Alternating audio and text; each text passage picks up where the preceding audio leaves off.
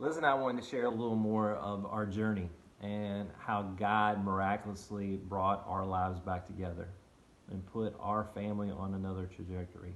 And so part of that story is how that happened. In 6 months from the day that Liz and I separated, it was September 23rd, she called me one early morning as I was actually in Bloomington, Indiana, visiting Mike Doig.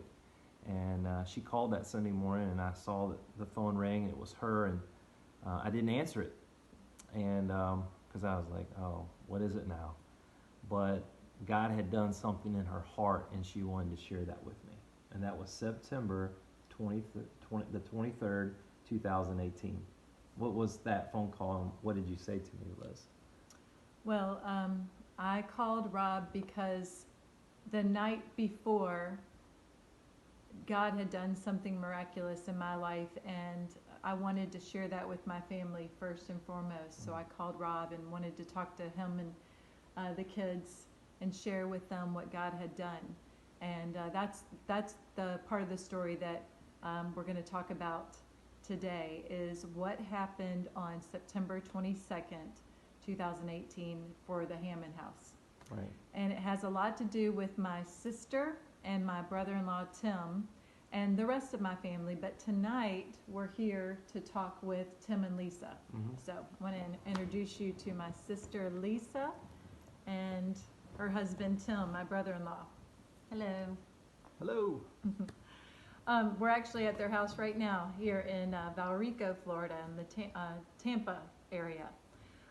So Lisa and Tim, I just wanted to talk to you guys and kind of just bring to light how God used you to draw me to a place where I was ready to get right with God. So basically, Tim and Lisa knew the darkness I was in for a long period of time, a good 7 years. And all during that time, my sister and her husband and their children, Braxton and Haley, were praying for me, praying for our family, lifting Rob and I up in our marriage. They knew how dire it was. I had been here many times, spent several days and weekends and amount of time with them in my despair.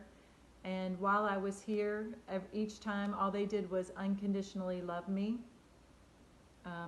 I never felt any kind of condemnation from them, even with the darkness I was living in, and I knew they knew that.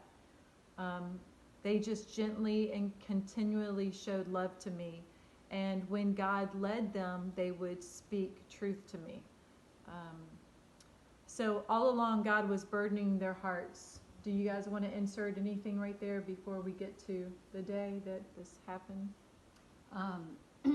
One thing I had told you recently, I told Liz that one night I was sleeping and I got such a terrible pain in my stomach, and that was pretty unusual for me. And so I got up and I came in my living room and I just got on my knees and was just, just asking the Lord to help my stomach to stop hurting. And He put Liz on my heart, and I told you I didn't really keep track of what day it was, the date, but I knew Liz was in a dark place, and it was almost like that was the first time that I really felt God waking me up in the middle of the night to pray for someone. And because I've heard of a lot of other people that happens to, and I know you have a lot of different dreams that God has spoken to you in your dreams. But anyway, so I just felt like it was almost like my gut was hurting for my sister, and and I just prayed and just asked the Lord to be with her. I didn't know what she was going through at that moment, and then crazy enough, when I finished praying, and it wasn't this long, super long prayer, but my stomach had stopped hurting, and I was able to go back to bed. So God gave you a peace. yeah. Through all this, I think for me, it just taught me so much about the fact that too often we're quick to write people off, and we grow weary in praying for people because things aren't happening in our time frame. And so this whole experience has really just taught me, reminded me, not to give up on anybody, because God doesn't give up on us. And so that's the piece that, now being able to look back just speaks volumes, and just as a testament to God's goodness. I told Lisa when she shared that with me that goodness knows there were nights that my soul, not my soul, but my physical body was spared because of their prayers, because I allowed myself to be in some dangerous situations.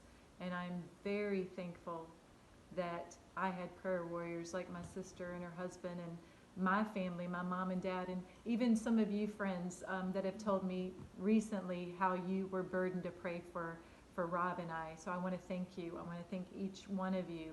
I don't even know some of you that were praying for me, but I want to thank you. So let's get to